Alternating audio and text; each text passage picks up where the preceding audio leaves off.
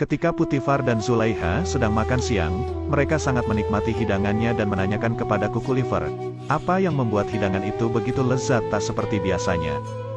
Kiliver mengatakan bahwa makanan yang disajikan adalah makanan-makanan seperti biasa, hanya saja sedikit ditambah keriangan dan ketulusan hati. Itu juga karena kehadiran Yuzarsif di sana yang membuat suasana hati mereka menjadi riang. Zulaiha mulai menanyakan kepada Yuzarsif, apakah dia mempunyai ilmu sihir karena bisa membuat semua orang tertarik kepadanya. Yuzarsif pun menjawab, bahwa dia tidak mengerti apa itu sihir. Karena hal itu mulai besok Putifar menyuruh Yuzarsif untuk mengurus hidangan makanan mereka, menggantikan Ruyah yang sebelumnya mengurus semua hidangan Putifar. Hal tersebut membuat Ruyah merasa kesal dengan keputusan Putifar itu. Karena sebelum kehadiran Yuzarsif, dialah orang yang selalu menghidangkan makanan mereka. Ia juga takut jika dia dipindah tugaskan sebagai penambang batu di sebuah lading. Yuzarsif yang mengetahui jika ia marah kepadanya, meminta maaf dan akan berusaha mengatasi masalah ini. Sementara itu, petinggi kuil di istana menemui Zulaiha dan mengungkapkan perasaannya, tentang kehadiran Yuzarsif yang ikut campur dalam urusan istana. Dan menganggap dia adalah musuh pagi Dewa Amun. Tapi Zulaiha mengungkapkan, bahwa Yuzarsif hanyalah seorang bocah yang belum mengerti para dewa dan kuil. Dia juga meminta petinggi kuil itu untuk berbicara dengan Putifar tentang masalah ini. Petinggi kuil itu langsung mengungkapkan kepada Putifar, bahwa Yuzarsif telah membuat malu para pendeta saat membagi jatah makanan kemarin. Kukiliver langsung mengatakan, bahwa Yuzarsif hanya membagikan jatah makanan sesuai daftar yang telah diberikan. Dia malah merasa heran, kenapa 5 penghuni kuil harus mengambil jatah untuk 20 orang. Putifar pun juga mulai menyindir para pendeta yang memiliki perut tambun. Sedangkan penghuni istana lain memiliki tubuh yang sangat kurus. Dia juga membandingkan para pendeta dengan pelayan lain, bahwa para pelayan bekerja keras untuk Amun, sedangkan para pendeta tidak pernah memeras keringatnya sedikit pun demi dewa mereka. Hal itu yang membuat semua pendeta memiliki perut yang sangat gemuk. Sindiran itu membuat sang pendeta marah dan berniat akan melaporkannya kepada pendeta tertinggi kuil Amun, yaitu Anik Mahu. Di sini Zulaiha menanyakan kepada Putifar, apakah semua ini disebabkan oleh Yuzarsif. Putifar pun mengungkapkan bahwa ini semua bukan salah Yuzarsif, melainkan pertikaian antara pemerintah Mesir dan kuil Amun sudah ada sejak dahulu kala. Zulaiha lalu berniat akan mendidik Yuzarsif untuk menjadi pengikut Amun seperti dirinya. Sang pendeta langsung datang ke kuil Amun, dan mengungkapkan perasaannya kepada Anik Mahu tentang masalahnya di istana Putifar. Dia juga menginginkan untuk tidak ditugaskan lagi di istana Putifar setelah ini. Anik Mahu langsung memarahinya, karena seorang bocah bisa membuatnya takut seperti ini. Mereka yang akan berniat menggulingkan Amunhatep sang penguasa Mesir, tiba-tiba salah satu pembesar kuil takut kepada seorang bocah Ibrani dan ingin keluar dari istana. Anik Mahu pun langsung menyuruh pendeta itu untuk kembali ke istana tanpa diketahui orang lain. Kembali ke istana, Yuzarsif yang kini sudah menjadi penyaji makanan kembali dipuji oleh Putifar, karena keahliannya bisa menyajikan jamuan yang lezat dan beragam. Selain itu Putifar menanyakan kepada Yuzarsif, apakah dia bisa membaca buku cerita. Yuzarsif pun langsung menjawab, bahwa dia juga bisa menceritakan kisah-kisah indah, yang didengar dari ayahnya dulu. Hal itu langsung membuat Putifar menyuruh Yuzarsif membacakan sebuah cerita sebelum ia tidur. Karena dia sudah tidak tertarik lagi kepada orang yang sekarang membacakan cerita untuknya.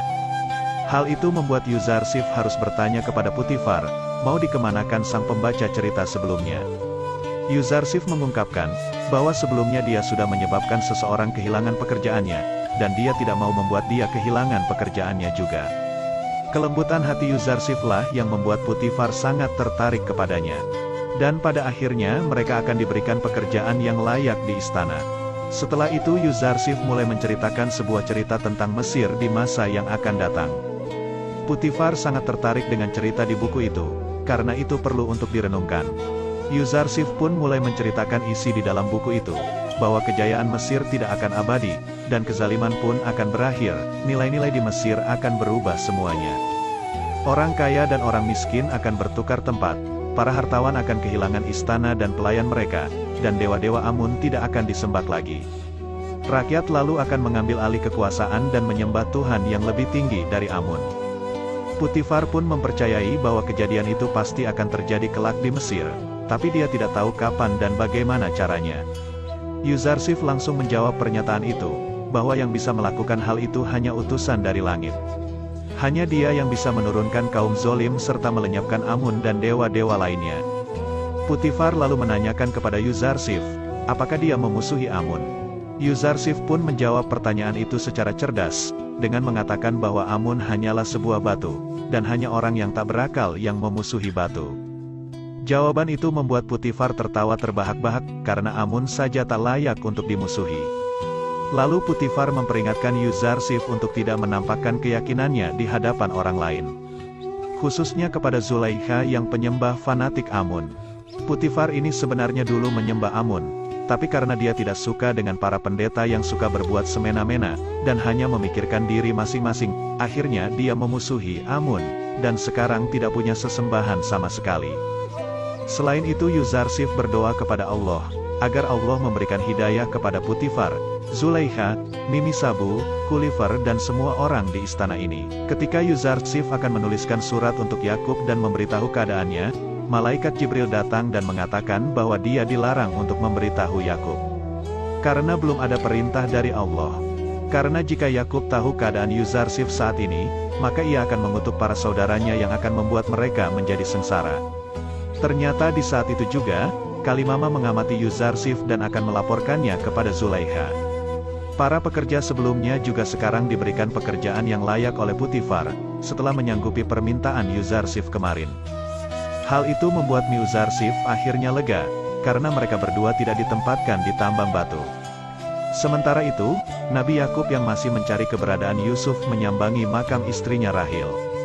Di sana dia didatangi oleh malaikat Israel yang mengatakan bahwa Yusuf masih hidup.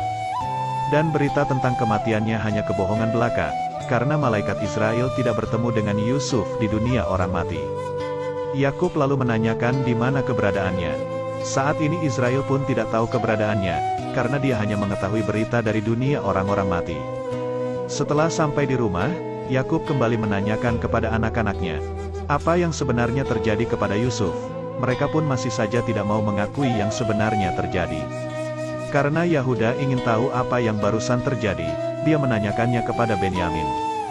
Benyamin lalu menjelaskan, bahwa ayahnya baru saja bertemu dengan malaikat maut Israel, dan diberitahu bahwa Yusuf masih hidup. Mereka lalu masih kebingungan, karena menurut mereka seharusnya jika Yusuf sudah tidak ada, maka merekalah yang disayang oleh ayahnya. Tapi malah sekarang Benyaminlah yang menjadi pengganti Yusuf. Akhirnya Yakub membangun rumah baru yang jauh dari rumah anak-anaknya, untuk menunggu kedatangan Yusuf kembali. Sampai datangnya Yusuf, dia akan tinggal di gubuk itu sambil memandangi jalan di mana terakhir kali ia melihat Yusuf. Kembali ke istana, Kalimama yang tadi malam mengetahui Yuzarsif berdoa kepada Tuhan lain, memberitahu Zulaikha dan Zulaikha pun akan menyelidikinya malam ini. Tapi hal itu diketahui oleh Mimi Sabu yang langsung memperingatkan Yuzarsif, bahwa Kalimama dan Zulaikha akan mengecek kamarnya nanti malam. Malam harinya ketika mereka mengecek kamar Yuzarsif, ternyata Yuzarsif sedang tertidur pulas. Hal itu membuat Zulaikha memarahi Kalimama, karena dia mengatakan informasi yang tidak benar.